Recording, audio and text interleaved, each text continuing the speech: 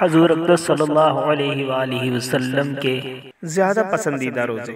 محترم بھائیو، شعبان المعظم اللہ تعالیٰ کی طرف سے بندہ مومن کے لیے ایک عظیم عطیہ، بھلائیوں اور عطاؤں والا مہینہ ہے۔ حضور صلی اللہ علیہ وآلہ وسلم نے اسے بہت پسند فرمایا۔ حضرت سیدنا انس بن مالک رضی اللہ تعالیٰ عنہ نے فرمایا، رسول اللہ صلی اللہ علیہ وآلہ وسلم مسلسل روزے رکھتے، یہاں تک کہ ہمیں گمان ہوتا کہ رسول اللہ صلی اللہ علیہ وآلہ وسلم اس سال روزے نہیں چھوڑیں گے۔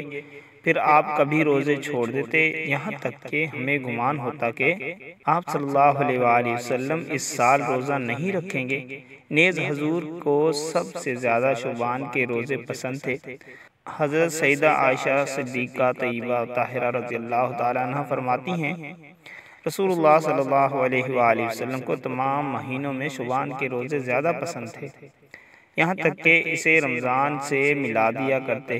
لہٰذا ہمیں بھی محبت رسول صلی اللہ علیہ وآلہ وسلم کے تقاضے کے پیش نظر ماہ شعبان میں اپنی استطاعت و آسانی کے مطابق اعمال صالح اور روزوں کی کثرت کرنی چاہیے۔